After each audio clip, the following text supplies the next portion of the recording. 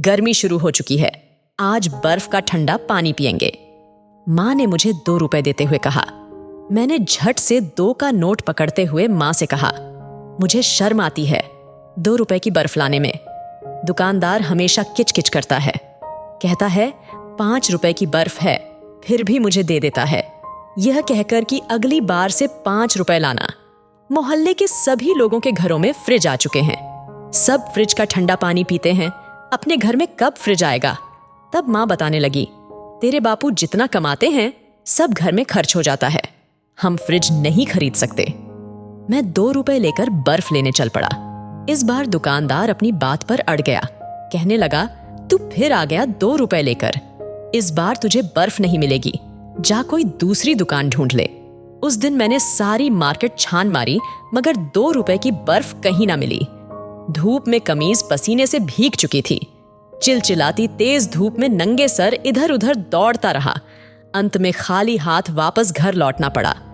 मन उदास था, इस बार भी गर्मियों के दिनों में गर्म पानी पीना पड़ेगा। पड़ोसी, भला अपने फ्रिज का पानी हमें क्यों देंगे, एक बार पड़ोसी ने तो साफ मना कर दिया था। कहने लगे, हमारे फ्रिज का बिजली का बिल भी आता है, तुम्हारे घर फ्रिज नहीं है तो हम क्या करें। उनकी जली कटी सुनने से अच्छा है कि गर्म पानी ही पी लिया जाए। लेकिन उस दिन मेरा दिमाग खराब हो गया, बिजली चली गई। सूरज की तपन से ऊपर वाला हमारा कमरा एकदम तपने लगा। माँ और बहन तो गली के बाहर चौखट पर बैठ गई, लेकिन मैं कहाँ बैठूं। मुझे घर से बाहर निकलना, इधर उधर घूमना पसंद नहीं था। तभी गली में रिक्शा पर लदा एक फ्रिज आता नजर आया। लो, एक और पड़ोसी का फ्रिज आ गया। माँ ने बहन को बताया। मैं छज्जे पर खड़ा सुन और देख रहा था। अचानक मेरे कदम सीढ़ियों से नीचे उतरे। चौखट पर बैठी अम्मा और बहन के बीच से निकलकर मैं बाहर की तरफ चल पड़ा। माँ ने एक बार टोका भी, नेकराम इतनी भरी दोपहरी में कहाँ जा रहा है, मगर मैंने कोई जवाब ना दिया। बस इतना कहा, अभी आता हूं। मोहल्ले की एक बड़ी सी फ्रिज की दुकान पर पहुंचा। वहां बहुत सारे छोटे बड़े फ्रिज रखे हुए थे। उन फ्रिजों को देखकर मन बड़ा खुश हो गया। काफी देर तक उन फ्रिजों को देखता रहा। तभी दुकान के अंदर बैठे एक मोटे आदमी ने घूरते हुए अपने नौकर से कहा, जरा देख दुकान के बाहर कौन लड़का खड़ा है, कहीं चोर ना हो, हमारा सामान दुकान के बाहर तक फैला हुआ है। वह नौकर गले में गमछा डाले मेरी ओर बढ़ा। क्या चाहिए, इतनी देर से दुकान के भीतर क्यों झांक रहा है। नौकर की बात सुनकर पहले तो मैं डर गया कि इन्हें क्या जवाब दूं। फिर मैंने बोला, जी हमारे घर फ्रिज नहीं है, मुझे एक नया फ्रिज खरीदना था। मेरी बात सुनकर नौकर मुझे दुकान के भीतर ले गया और दुकानदार से मिलवा दिया। दुकानदार ने मुझे नीचे से ऊपर तक देखा। पतला दुबला शरीर, बदन पर पसीने से भीगी हुई एक पतली सी कमीज, पैरों में पुरानी घिसी चप्पल, उम्र 13 साल के आसपास। हाँ बोल छोकरे, तुझे क्या चाहिए, हम फ्रिज बेचते हैं। तब मैंने कहा, मेरे पास पैसे नहीं है, मगर एक फ्रिज खरीदना था। दुकानदार ने एक फ्रिज की तरफ इशारा करते हुए कहा, यह लाल रंग का फ्रिज, इसकी कीमत 3,500 रुपए है। तुम्हारी जेब में कितने रुपए हैं? दुकानदार की बात सुनकर मैंने कहा, अभी तो नहीं है इतने रुपए, लेकिन मैं इंतजाम कर लूंगा। क्या आप मुझे नौकरी पर रख सकते हो? दुकानदार ने मुझे गौर से देखा और कहा, हम बच्चों को काम पर नहीं रखते, बड़े बड़े फ्रिज रिक्शे पर लादने होते हैं, तुमसे तो फ्रिज हिलेगा भी नहीं, घर घर फ्रिज पहुंचाने भी पड़ते हैं। तब मैंने कहा, मैं सब काम कर लूंगा, आपको शिकायत का मौका नहीं दूंगा।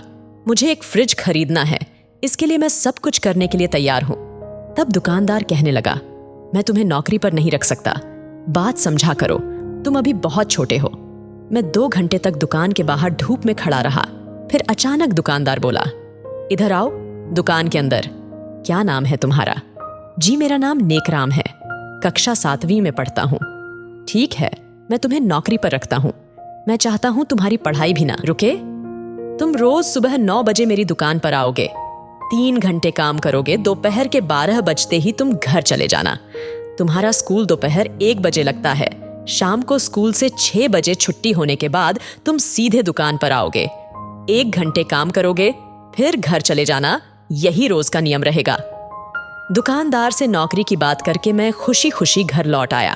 1 महीने बाद नेकराम शाम के 7 बज चुके हैं। मैं देख रही हूँ तू रोज स्कूल से लेट आता है, स्कूल से छुट्टी तो शाम 6 बजे हो जाती है, फिर तू 1 घंटे कहाँ गायब रहता है? और सुबह भी घर से गायब रहता है। कहीं आवारा लड़कों के साथ तो नहीं घूमने लगा? माँ ने डांटते हुए कहा। मेरी खामोशी देखकर बहन बोल पड़ी।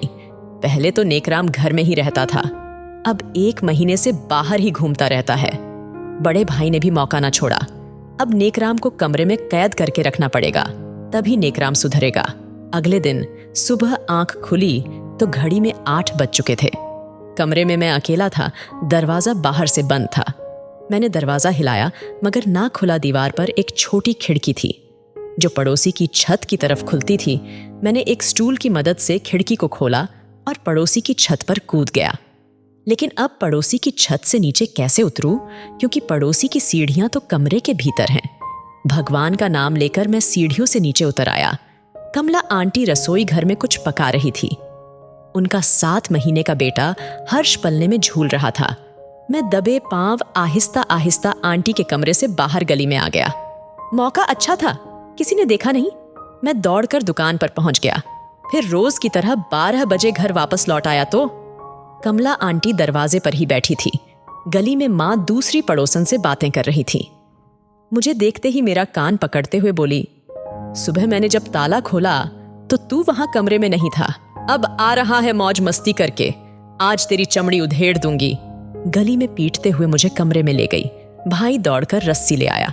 बहन ने मेरे दोनों हाथ पैर बांध दिए। अब तू कहीं नहीं भाग सकेगा। तभी एक मिस्त्री 2-4 ईंटें सीमेंट हथौड़ी वसूली लेकर आया और जिस खिड़की से मैं भागा था वह खिड़की उसने बंद कर दी। शायद लगता है घर के लोगों को पता चल गया होगा कि मैं खिड़की से भागा हूं, क्योंकि स्टूल तो खिड़की के नीचे ही रह गया था और खिड़की भी खुली रह गई थी। उस दिन माँ ने मुझे खाना खिलाया मगर मेरे हाथ पैर न खोले और कहा, नेकराम तू सच सच बात कहाँ जाता है? मगर मैं चुप रहा। उस दिन माँ ने मेरी शिकायत शाम को पिताजी से लगा दी। पिताजी ने एक मोटे डंडे से तबीयत से मुझे कूटा, जिस्म पूरा लाल हो गया। पड़ोसियों ने आकर मुझे बचाया। तब पिता बोले, आप लोग नहीं जानते, नेकराम घर से बाहर घूमने लगा है। आज इसकी दोनों टांगे तोड़ दूंगा ताकि यह भाग न सके। तभी गली से एक व्यक्ति दरवाजा खटखटाता हुआ बोला, नेकराम का यही घर है। पिताजी ने छज्जे से झांका तो एक रिक्शे वाला अपने रिक्शे पर एक लाल रंग का फ्रिज रखे जोर जोर से नेकराम नेकराम पुकार रहा था। तब पिताजी ने मां से कहा, लगता है किसी पड़ोसी ने नया फ्रिज मंगवाया होगा, मगर यह नेकराम को क्यों बुला रहा है? अम्मा ने कहा, जाओ गली में पता करके आओ, आखिर बात क्या है, और फ्रिज का पता लगाओ। किस पड़ोसन ने मंगवाया है? भाई ने जवाब दिया, काले राम की किराने की दुकान है, खूब चलती है, उसी ने मंगवाया होगा। रिक्शे वाले ने अब तक फ्रिज हमारे घर की देहरी पर रख दिया। तब माँ बड़बड़ाती हुई बोली, अरे रिक्शा वाले भैया, किसी और का फ्रिज हमारी देहरी पर क्यों रखते हो? उठाओ इसे, जिसका है वहीं ले जाओ। तब रिक्शे वाले ने कहा, मेरे पास एक रसीद है, इसमें इसी घर का पता लिखा हुआ है और गोपाल नाम लिखा है। तब पिताजी बोले, गोपाल तो मेरा ही नाम है, पता भी हमारे घर का लिखा हुआ है, मगर हमने तो कोई फ्रिज नहीं खरीदा, शायद तुमसे कोई भूल हो गई होगी। मैं छज्जे पर खड़ा सब देख रहा था। अम्मा बोली, हमारे घर तो खाने को एक दाना नहीं, हम फ्रिज कहां से खरीद सकते हैं? और नेकराम के बापू तो दुकान पर फ्रिज खरीदने गए भी नहीं।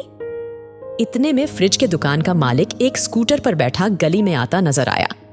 हमारे घर के बाहर स्कूटर रोक दिया और कहा, नेकराम ने पेमेंट कर दी है, यह फ्रिज अब आप लोगों का है।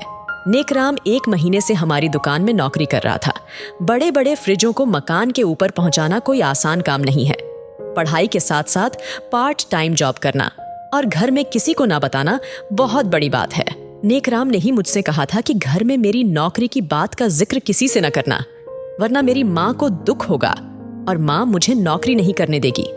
नेकराम ने यह भी कहा था, जब फ्रिज के रुपए इकट्ठे हो जाएं, तब यह फ्रिज मेरे पिताजी के नाम पर रसीद काटना। घर में पिता के होते हुए मैं रसीद में अपना नाम कैसे लिखवा सकता हूँ? इसमें मेरे पिता का कहीं सर झुक न जाए। मैं भी मोहल्ले वालों को बताना चाहता हूँ कि हमारे पिताजी ने भी हमारे लिए एक नया फ्रिज खरीदा है। गली में भीड़ इकट्ठी हो चुकी थी। मैंने कान पकड़ते हुए कहा, आज के बाद बिना बताए कोई काम नहीं करूंगा। उस दिन माँ बहुत रोई जब मेरे हाथों में छाले देखें। बहन भाई के आंसू थम नहीं रहे थे। पिताजी ने मुझे सीने से लगा लिया।